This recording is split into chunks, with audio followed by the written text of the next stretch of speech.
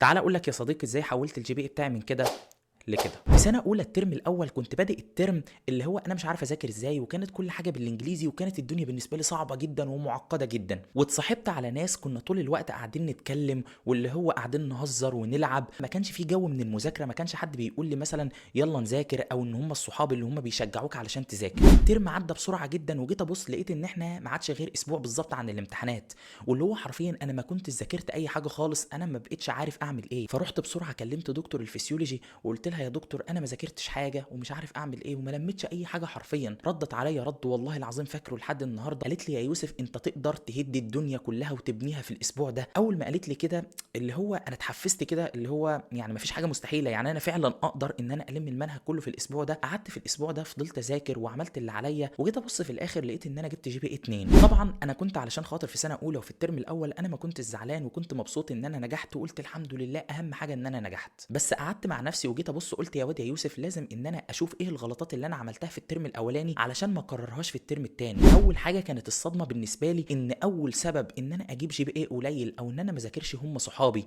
لان صحابي كانوا طول الوقت ان احنا قاعدين نتكلم ونهزر، وما كانش في حد بيقول لي ذاكر وما تذاكرش او مثلا يلا نذاكر. فجيت ابص في الاخر لقيت ان هم ما شاء الله ولا حول ولا قوه الا بالله جايبين اكتر مني وانا جايب اقل واحد فيهم. فاللي هو جيت ابص كل واحد عارف مصلحته وانا الوحيد اللي ما اعرفش مصلحتي. فبعدها اخدت قرار ان انا لازم ابعد عنهم خالص، وان انا لازم امشي لوحدي، ولازم ان انا اكون عارف مصلحتي زيهم. وبعدها على طول والله العظيم ربنا رزقني بصحاب الحمد لله انا بحمد ربنا عليهم لحد دلوقتي. لما بيلاقوني مثلا مقصر او حاجه يقولوا لي يلا يا يوسف ذاكر. انا لما لقيتهم شاطرين انا بقيت عاوز اكون زيهم، بقيت ان انا اذاكر زيهم، فبقيت زيهم الحمد لله. فاول حاجه لازم تختار صحابك كويس جدا.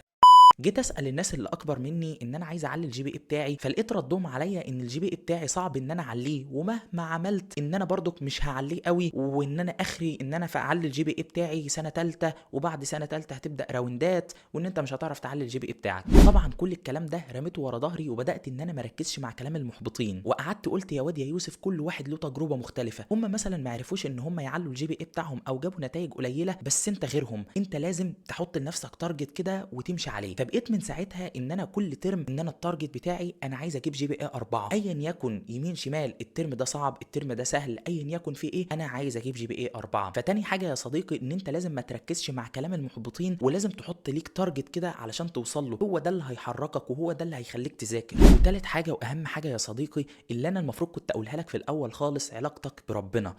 والله العظيم كل ما كانت علاقتك بربنا كويسه كل ما هتلاقي ربنا بيوفقك، لكن لو انت بعيد عن ربنا مش هتلاقي فيه توفيق خالص. حتى لو انت بتذاكر وما بتنامش بس انت علاقتك وحشه بربنا فربنا مش هيوفقك.